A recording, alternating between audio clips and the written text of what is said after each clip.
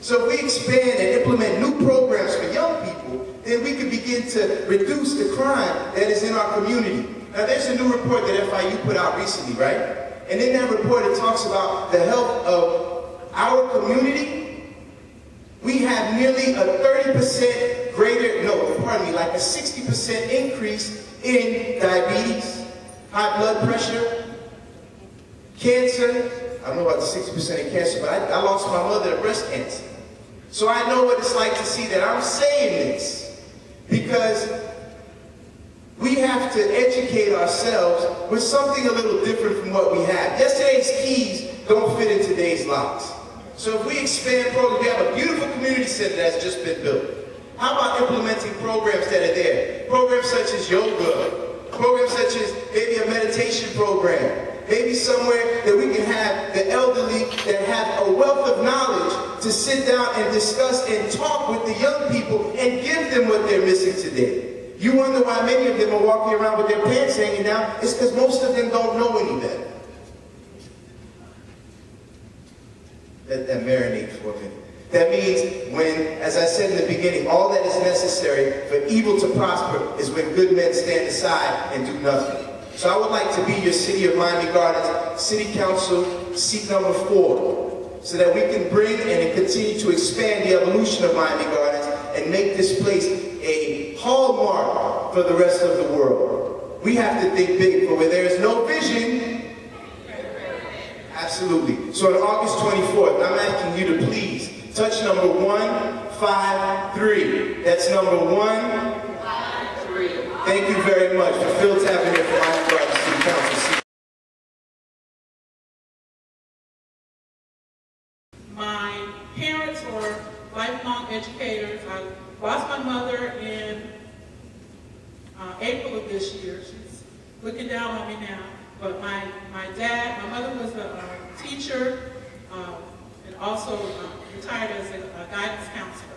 My dad's here. Where's my dad? My dad's here, Dr. Art Wood. He retired as principal of Douglas MacArthur North. You all might know it as Mac North, alternative school, but also worked at a number of schools in District 2. Before we moved here in 1968, there were educators up on the Panhandle during the segregation time. So I've always been around educators. My parents are here because they were a part of the teacher walkout, but we did have family here also. And they gave me that drive for education, knowing the power of education for transforming people's lives, because my dad always says their families from lived down south of Paran. My dad always said that they were too poor to afford the O and the R, of course, so they were just poor. And he worked his way through college and through the military, and my parents served as my inspiration and the reason why I'm here. I lost my daughter a few years ago, and that taught me another lesson, because it showed me that our kids don't understand that they have choices in life.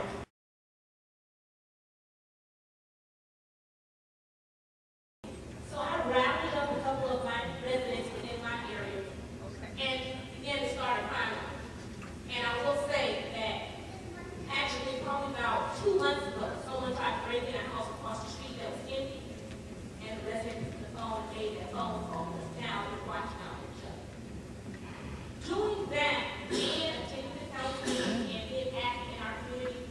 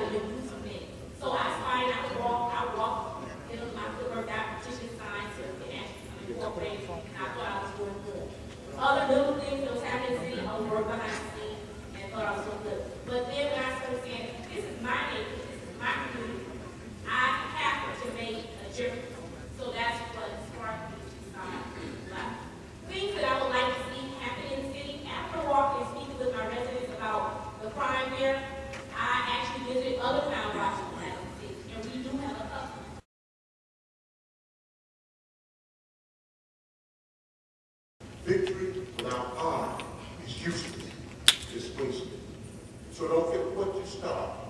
In fact, I found one thing out in being a businessman. Whatever you measure, you've got to manage it if you want success. So whatever gets measured, gets managed. And maybe some of our problems sometimes is we measure the wrong things, so we manage the wrong. And that's the matter. Make sure when you start, it's honorable for everybody. I don't care how strong it is, or how weak it is. And I was taught also strong, protect, and defend. This is one of the reasons I got involved when I found out a group of us was thinking about starting the city. I joined it. Now I'm one of the original persons that helped create the city of Miami Gardens. That governance. In fact, you've got to be responsible for self. When it was explained to me that when our tax dollars, all of us pay city tax. But if you are the city, that money can be spent anywhere in the county. But if you become a city and govern yourself, your tax dollars stay home. You use it. So I joined the big Miami Gardens.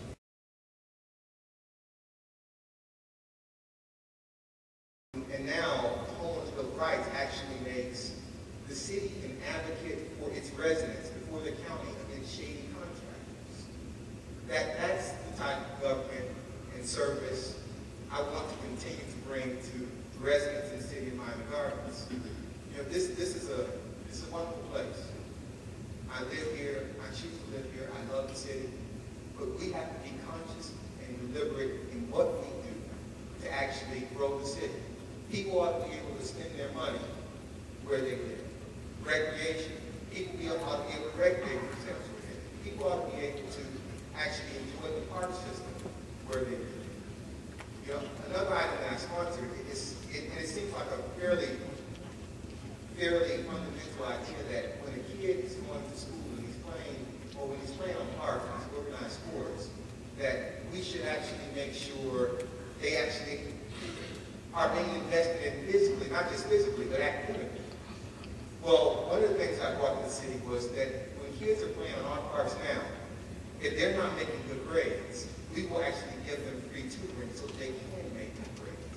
Because what we were doing before was allowing them to play, and then when they didn't have grades, they couldn't play in high school.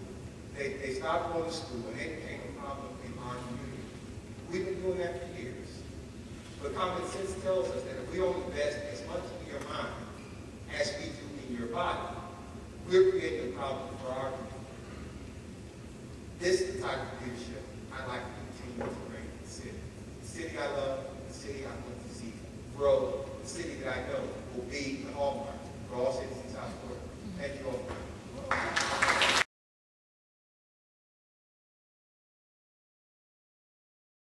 Good evening, and thank you all for coming out to hear what the candidates actually have to say. My name is Shalisi Tarver, and like she mentioned, I'm running for council seat number 6 for the city of Miami Gardens. I've been here all my life for the last 53 years. Born and raised, I'm raising my child here, my son who's also a teenager. And all my life I've been doing community service, volunteer service. I won the 2003 National Philanthropy Award of the Year, which was sponsored by United Way. And that's because of the volunteer services that I've done. I decided to run for this particular seat because of the idea I would like to continue the work that I've done most of my life. My proven leadership, since I've been, since the last 11 years, a program that I run called the Overlock North Front Porch. I've worked with federal, state, as well as local officials. I personally feel that there's nothing that can be done in any government if you try to do everything by yourself. You have to build a partnership with the other governmental agencies. Not only a partnership, but you have to have a pretty good relationship and know how to negotiate the things that you want. I've been working and still working on programs dealing with housing and economic development. Right now, I'm working on a program with the Dade County Public School System. North Dade, you heard was mentioned earlier. I fought with Dade County Public Schools for the demolition of North Dade that has now taken place, that there will be jobs available for those people who live in my community, because that was not their concept in the beginning.